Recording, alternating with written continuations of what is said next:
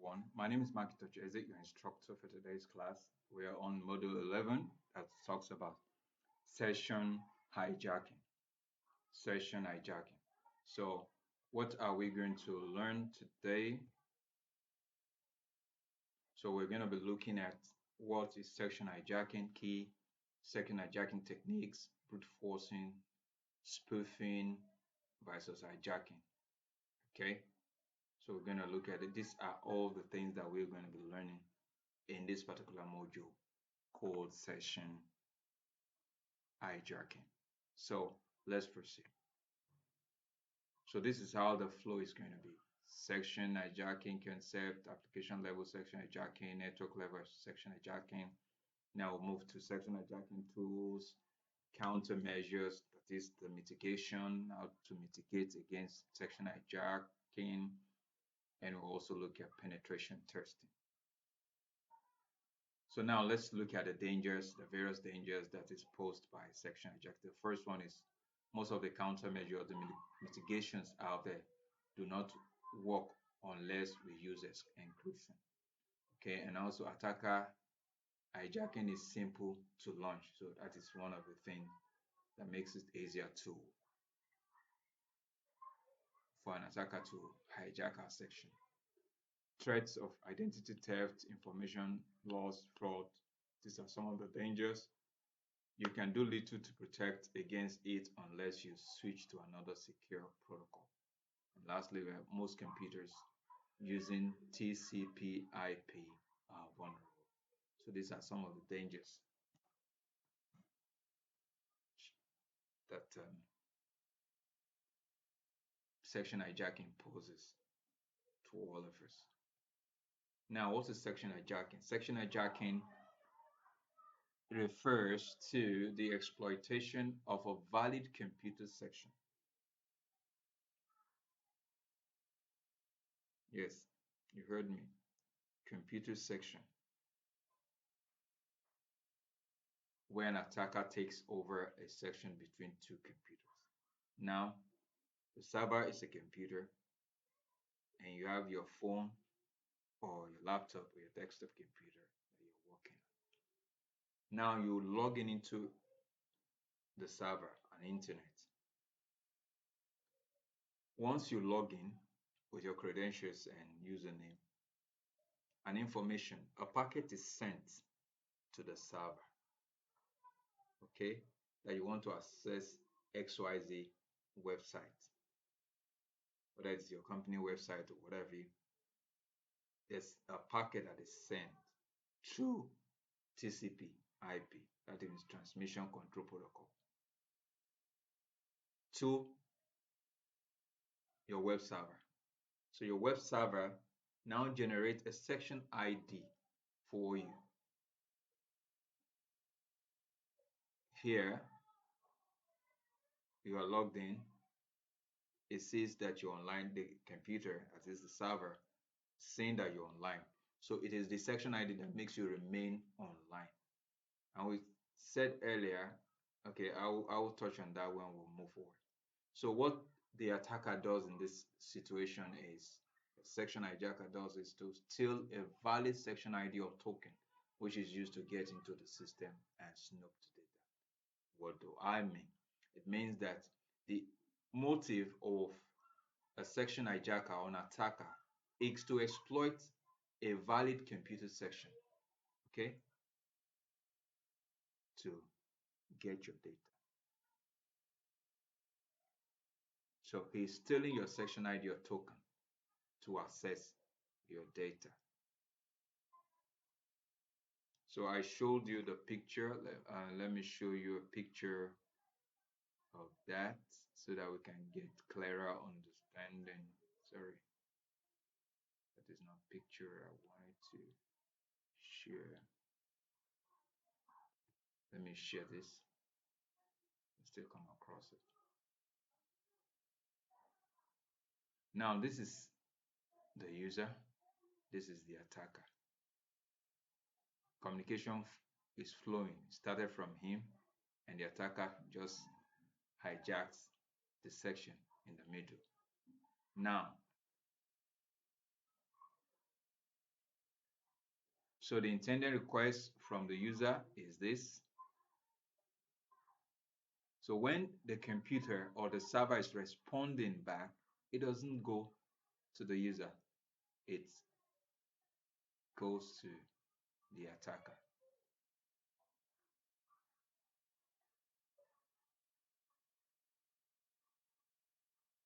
Okay. Let me see a better picture that will make you. Okay. This is Alice. This is Alice's IP address. She's telnetted section established. Telnet server. Hi Alice, sure. I will create a reverse shell to blah blah blah blah. Now let's see. This might try to convince you guys. Valid. Okay. Yes, this is the victim. He logs into his user and password. Okay. Now this hits the server. Now along the line, the attacker has already seen all the credentials. Now the section ID goes back to the victim is the response. You know, we said there's a three-hand away handshake in every connection over the internet. Okay, there's a sync act, and act sync act. That means he or she sends a request to the server. The server accept acknowledges it. Now he sends a synchronized acknowledgement back to the victim. So in between this, the attacker has taken charge of the section. So instead of the victim receiving the section ID comes to the attacker, and the attacker manipulates it and allow it to flow back to the victim. So the victim clicks or do something else on it, then the attacker gains access um, into the process. So I said in TCP section hijacking, an attacker takes over a TCP section between two machines. So you can see what we just I just showed you. And since most authentication only occurs at the start of a TCP section, it allows the attacker to gain. So it's easier for attacker to gain access. Okay. So now, why does section hijacking is so successful? It is successful because the section ID is small. Insecure handling of the section ID, no account logger for invalid section ID. Okay, so once a server recognizes an invalid section ID, automatically it's supposed to be configured to knock out that invalid section ID. Okay, so these are some of the uh, shortfalls that makes section ID successful. Weak section ID generation algorithm is not hashed in what have you. So indefinite section expiration time. You're online for a very long time. Even if you step away from your system, what have you, you are still online. So there should be a time frame for when a particular section ID can last on the platform, on the computer and a server. Okay. So if that, because that is not there, the hijacker has access to do whatever he wants to do. And lastly, clear text transmission. Okay. So key hijacking techniques. We have brute forcing, we have stealing, we have calculating, we have section sniffing, we have cross-site scripting. Sorry, don't mind my typo. And we have section fixation. Okay. Now let's talk about brute force. It's an attempt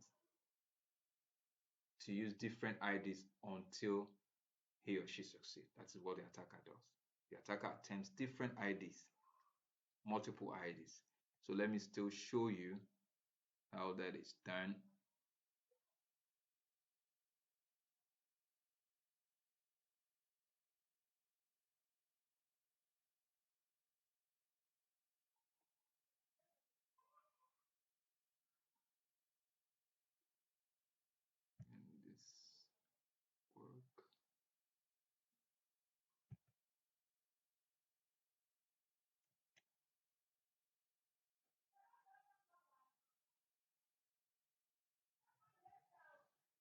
So this is just a typical example of brute forcing. You can see it's attacking this guy here from a multiple source. So making a multiple login attempts in order to break in. So that is that. So stealing, the motive is once you're trying to break into a system, there's something you're looking for. Okay, so he steals that section in order to gain access to credentials, credit card credentials of them. So calculating is when you use non-randomly generated IDs, an attacker tries to calculate the section ID. So is using different methods to be able to gain access to get the correct section ID. Session sniffing. Session sniffing is capturing session tokens of ID transmitted over an unsecured network, like I said about the HTTP. Okay, so cross-site script injection is cross-site scripting is injecting malicious scripts to steal section cookies. Basically, sending a link. Once you click on the link, it gains access to it. Okay, unknowing to the victim.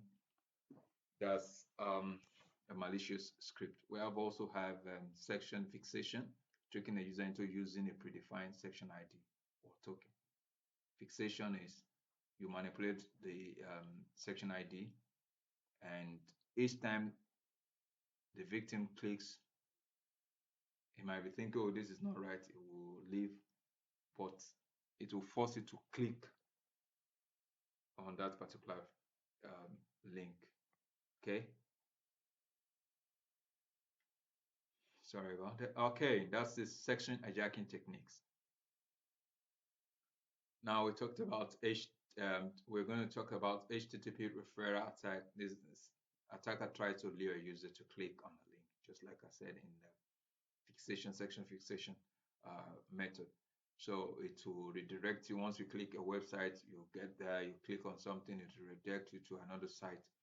That is what referral attack is all about. Some use affiliate link to perform this nefarious act or attack. Brute force attacking. Now, using brute force attack, what the attacker is trying to do is trying to guess the session ID until he finds the correct session ID. Okay, so basically, he might use ranges of values for the session ID. Okay,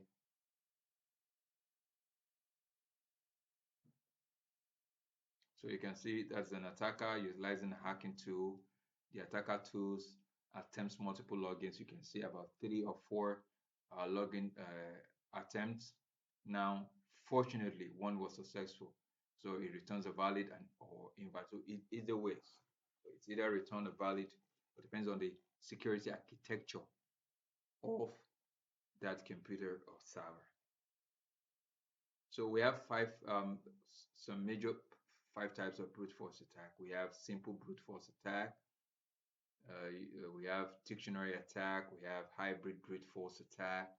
We have reverse brute force attack, and we have credential stuffing. Sorry. So let's get clearer understanding about brute force attack. Using brute force attack, said an attacker tries to guess section ID until he finds the correct section ID. For instance, in the URLs, an attacker is trying to guess the section ID. So you can see an example of the section ID here. So it's correct up to 101. You can see this is 58, this is 52, 909, this is 80803. So you can see the attempt there. So it's using multiple section ID to gain access. Okay. So session ID can be stolen using different techniques, such as one using HTTP referral header, sniffing the network traffic, using the cross-site scripting attack, sending trojans on client PC, so like cross-site scripting, injecting malicious scripting. So spoofing and hijacking. So what's the difference between these two? Spoofing, attacker pretend to be another user or machine victim to gain access. Okay, spoofing.